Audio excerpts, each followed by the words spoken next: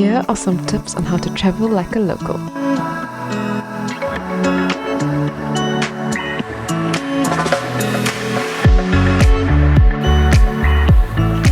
Hello, and welcome to my next video. My name is Fallon. If you don't know me, I am a former chemical engineer that I used to work for petrochemical industry for 7 years, and now I am free. I've been traveling South Africa for the last 4 months, and I definitely have much more expertise on how to do it, and I've got some really good tips to share with you guys if you want to do the same, and how to feel more prepared for when you do. I am currently in a beautiful spot close to Berkeley East, which is on the southernmost part of Lesotho, in the mountains at a place called Baloch. And it's so beautiful here. It's absolutely stunning. Let me show you around. Once I get down from this tree. Whoa.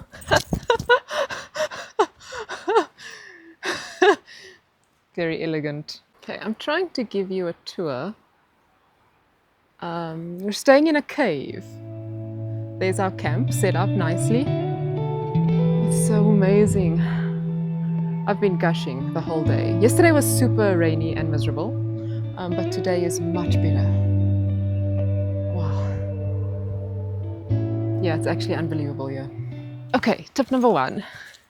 If you're a nature lover like me, South Africa has amazing national parks. We've got Cape Nature, a lot in the Western Cape, and all along the coast, Eastern Cape, KZN.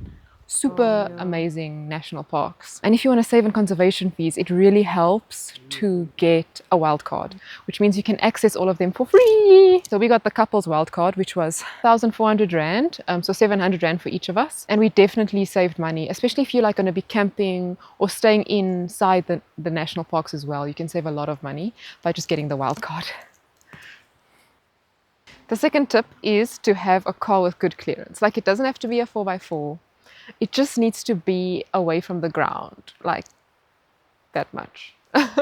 So in South Africa, there's a lot of dirt roads, especially at the really beautiful places if you're more nature orientated. To get to those places is not always tarred, especially if you're going to stay on a farm or going to stay in a nature reserve. Yeah, you need a car with good clearance because there's potholes, dirt roads, rain, kind of need to be away from the ground in those situations. Yeah, that's tip number 2. Okay, we're off to the bathroom to wash dishes.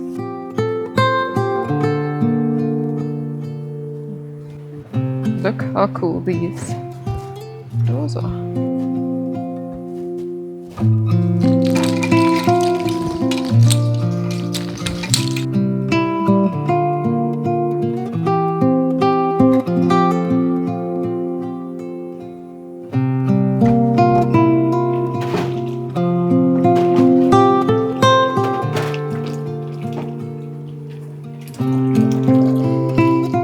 Nothing glamorous here.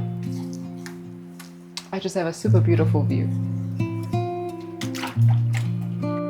All clean. A lot of the places we went in South Africa either had baboons or monkeys. Okay, and they are very cute, some of them, but they can be extremely naughty, for lack of a better word. They're very opportunistic. Whenever you're leaving your chalet or accommodation, make sure all the doors are closed. All the food is inside and locked. Okay, so either put it in your car, in your tent, in your house. Don't leave anything lying around, especially if you see them like around, you know. There are also differences of caliber, dare I say, of baboons. So in the Drakensberg part of the country, actually everywhere else in the country, they're a lot less aggressive than the ones in the Western Cape. Okay, so the ones in the Western Cape, you don't want to mess with. Yeah, you don't want to fight back there because they could want to fight you. Okay, so just be a lot more careful in the Western Cape. They could trash your house, they could trash your tent. They can be very opportunistic, but they're also very cute. And if they're not bothering you, don't bother them. Yeah, so if you're around in the campsite, they won't try and take the food, but once you leave, they will. Okay, lesson number 3.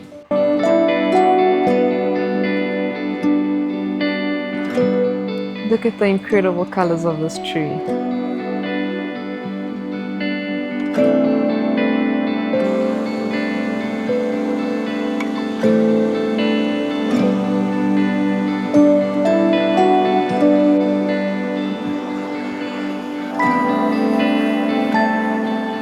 Look at these fruit. If you look closer,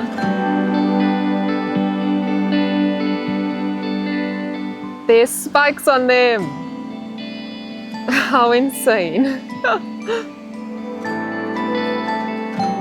How beautiful is this tree behind me? Like, honestly, it's just amazing. Okay, the fourth thing.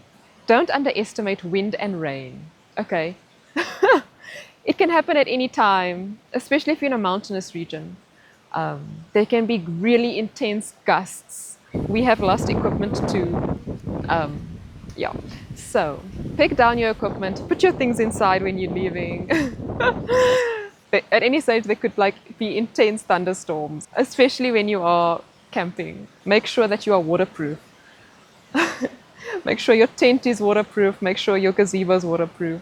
The weather's not the most reliable in South Africa, so you kind of just have to be prepared for anything, okay? Pack an umbrella, pack a rain jacket. You never know when you might need it. For example, on this trip, we thought it would just be summer vibes.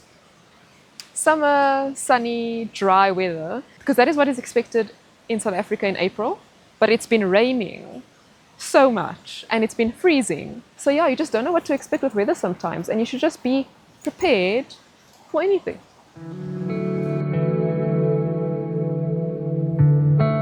That's the cave where we're staying.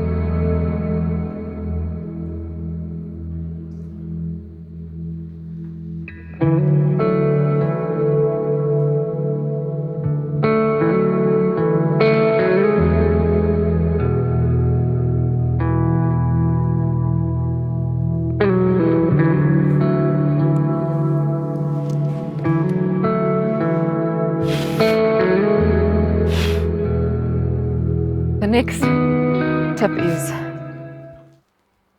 is there is signal in most places. There's no signal where I am now, but because of eSIMs, you can switch between different service providers. So Vodacom, I think, has the most coverage, and that is on highways. And then in some other areas, MTN is really good. In other areas, Cell C is really good. Telkom, I would say, is the worst, except in this very specific place. I think it was in Bushmans near Kenton, which is in the Eastern Cape. Telkom was the winner. So between the two of you or three of you, or if you're traveling alone, try and have as many SIM cards as possible. They're quite cheap to get, especially if you're going out in the wilderness or if you're traveling along the whole coast like we did. The service providers reign supreme in different places, so get different SIM cards. The next one's a bit random, but don't drink tap water in the Eastern Cape. Drink bottled water in the Eastern Cape. Wherever you're staying, don't assume that the water is fine. Ask your hosts how the water is. Even if the hosts can drink it, in the Eastern Cape specifically, don't drink it. Everywhere else seems has been pretty good. The Western Cape has been good, KZN has been good, Free State has been good, all other places have been okay. Ask about that tap water. Don't get trapped. You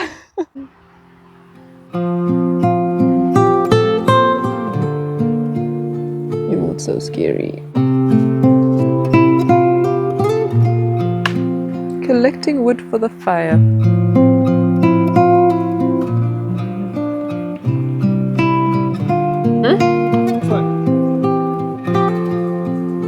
Pot on the bra, yeah. Okay, so the next tip is to fill up before you get to your destination, because at your destination, you don't know how much driving you'll need to do. So for example, we went to the Cedarburg and we did not fill up, and there were no petrol stations there. And we had to basically count the amount of kilometers that we could travel, because it was 30 kilometers here, 40 kilometers here, long drives to go see these beautiful sites, but no petrol. We got a bit stressed and limited for no reason. Just fill up before your destination. A lot of places do have petrol stations, but just make sure to avoid disappointment. Mushy! Another mushy! And another mushy!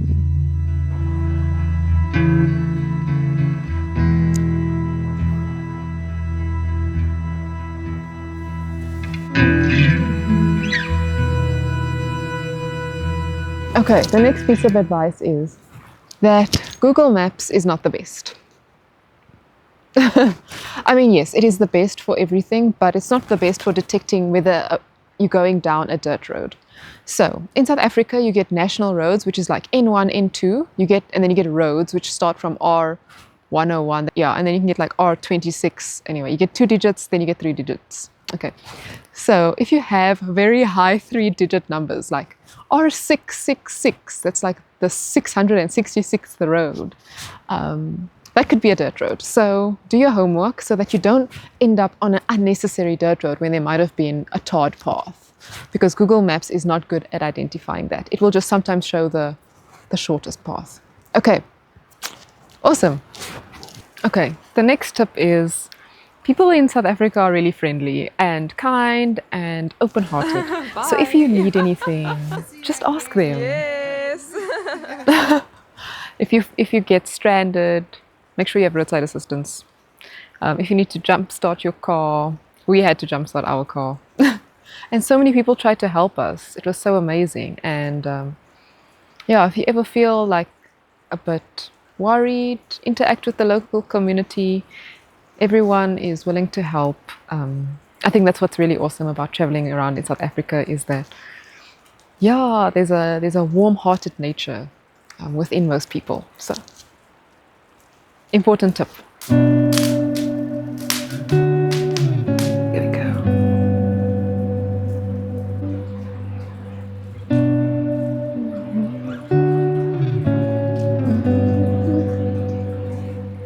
Okay, the next tip is mosquitoes. I don't know if you guys don't like mosquitoes as much as I do, but I really don't. So as when you are in a foresty area and the temperatures are warm, the mosquitoes will come for you. They will come for you fully, especially if it's in like a covered area, like lots of shade. That's what I noticed. Like the tropics, mosquitoes are there. Near water, a river flowing by, it's a perfect recipe for mosquitoes. So what we realized was really good is mosquitoes can't bite through some material.